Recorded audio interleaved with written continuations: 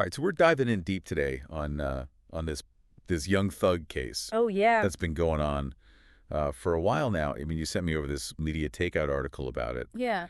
um, and it looks like he's out of jail finally. hmm But there's some crazy conditions on this plea deal. Definitely some unusual terms in this agreement. Yeah. So for those who maybe haven't been following this hmm story, we're talking about Young Thug, the rapper. Jeffrey Williams. Yeah, Jeffrey Williams, exactly. Right. And he's been caught up in this YSL case. The YSL case. Yeah. Young Slime Life. Slime Life, and the prosecutors were saying that it was more than just a record label, Right. They were arguing it was operating as a criminal street gang like a full-on gang alongside the music side. Yeah. alongside the music. Yeah, so Yeah. like a RKO case, Yeah. Yeah. Exactly. They hit him with the REO charges, right, racketeering. which is like organized crime. Exactly. Engaging in a pattern of illegal activity as part of an organized group. Wow, and this whole thing has been dragging on forever. It has. It actually, I think it ended up being the longest trial in Georgia state history. The longest trial in Georgia history. Yeah, starting back in November of 2023, I believe. That's wild. What makes a trial go on for so long like that? Well, I mean, a lot of things can contribute to that. You know, the Yeah. complexity of the charges, the amount of evidence they have to sift through, sometimes even just legal maneuvering behind the scenes. Yeah. It's definitely not typical. So he finally takes this plea deal, Right. admits to, what was it, 6 charges? Yeah, 6 charges, including drug and firearm possession. Which, on their own, those are serious. Oh, absolutely. But then he gets this sentence of time served plus 15 years of probation. Right, which, on the surface, considering he was facing REO charges initially, it does seem Light. pretty lenient, yeah. Way lighter than I would have thought. Especially considering the initial accusations were about a pattern of criminal activity, not just isolated incidents. Right. And time served basically just means he gets credit for the time he was already locked up.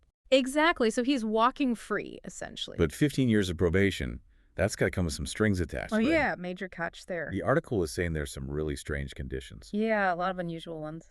Like what? Well, for one, he's got to stay away from the entire metro Atlanta area for 10 years. 10 years. 10 years. But Atlanta's like his whole thing. Exactly. It's a huge restriction given his ties to the city, his music career, everything. I mean, how's he supposed to make music if he can't even be in Atlanta? Right. And on top of that, he has to give anti-gang presentations to kids. To kids? Yeah, and perform 100 hours of community service annually. 100 hours a year. In Atlanta. Wait, so he can't live there, but he has to work there. It's a little confusing. What's the point of that? What? It's hard to say for sure, but, it could be the court's way of trying to use his platform and his influence in a positive way. Like, they know he's got a following, so they're trying to make him an example. Maybe. I mean, it's almost like a tailored form of public service, right?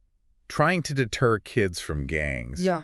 By having someone who is accused of being in a gang telling them not to. Yeah, essentially. A pretty unique approach, I'll give them that. It is. It definitely acknowledges the reach and power that someone like Young Thug has. Even after this whole case. Right, which brings up another debate. What's that? This whole, can you separate the art from the artist thing? Ooh, yeah. I mean, is that even possible in a situation like this? That's a whole nother deep dive. Definitely. So back to the plea deal, they said he can contact his brother, though, right? Yes, that's right. Quintavis Grayer, or Gunna, as you might know him. I'm gonna. Yeah, he was caught up in this whole thing, too. He was indeed, and you know this exception. The fact they let them talk. Yeah, it really highlights how tricky these gang affiliation cases can get when families involved. Because you can't just tell someone to cut off their family. Exactly, and the courts, I think, recognize that familial bonds are important even when trying to stop gang activity. It's a tough situation all around. Yeah, it is. So just to wrap up what we know, we got this high-profile rapper, Right. a crazy legal case that went on forever, The longest trial in Georgia history. and now a plea deal that honestly seems like they're trying to help him. It does seem focused on rehabilitation. And using his influence to try to make a positive impact on the community. It's a fascinating case study for It sure. really is. And it makes you wonder, does this actually work? That's the big question. Is this kind of plea deal actually a way to help people get back on track? Or does it raise concerns about whether justice is being applied fairly across the board? And what about Young Thug himself?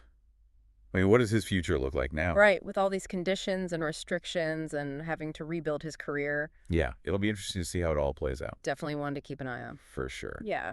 Crazy case. Mm-hmm. Thanks for breaking it down. No problem. Anytime. and we'll be back with another deep dive soon. Looking forward to it. See ya. See ya. See ya.